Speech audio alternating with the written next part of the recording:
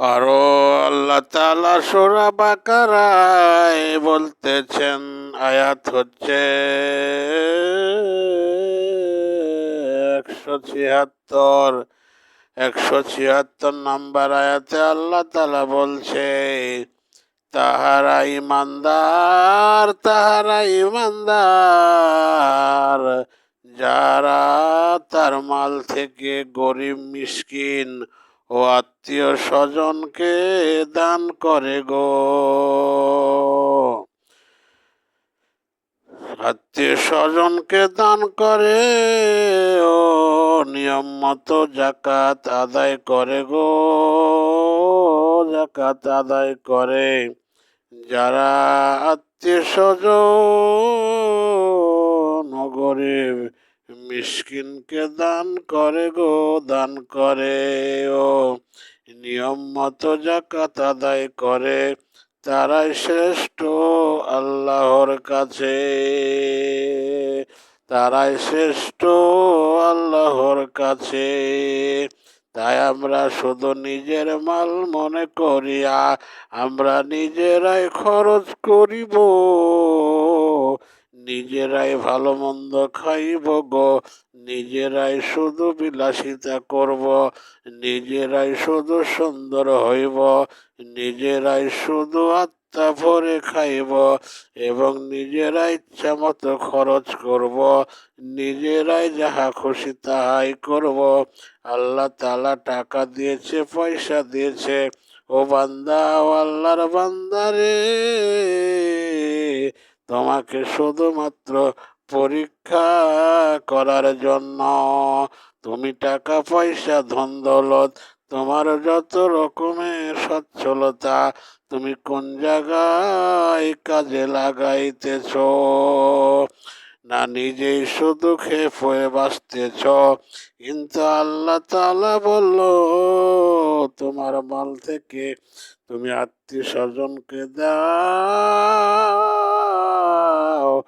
গরিব মিসকিনকে দাও, গরিব মিসকিনকে দান করো, তোমার আত্মীয় স্বজনকে দান করো, এবং তুমি নিয়ম মতো জাকাত দাও, তুমি নিয়ম মতো জাকাত আদায় করো, তবে গত হবে তুমি শ্রেষ্ঠ ব্যক্তি, আল্লাহর কাছে তুমি শ্রেষ্ঠ ব্যক্তি, আল্লাহ তুমি শ্রেষ্ঠ বান্দা হইবে, নবীর তুমি শ্রেষ্ঠ উম্মত হইবে গো।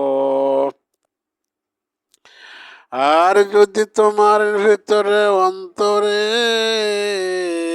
যদি পোকা থাকে, ঘুম থাকে, তোমার যদি শয়তানি থাকে, তোমার যদি বদমাইশি থাকে, তোমার যদি বদখেয়ালি থাকে, আমি টাকা কামাইতেছি, আমার ধন সম্পদ আমার ইচ্ছা মতো খরচ করব, আমি কোনো জায়গায় দিব না, কাউকে সাহায্য করব না, কাউকে দান করব না, দান করব না, কোনো আত্মীয় স্বজনকে দেখব না, কোনো গরিব মিসকিনকে দেখব না, আমি জাকাত দিব না,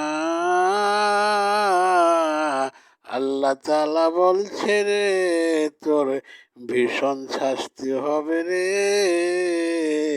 তোর ভীষণ শাস্তি হবে।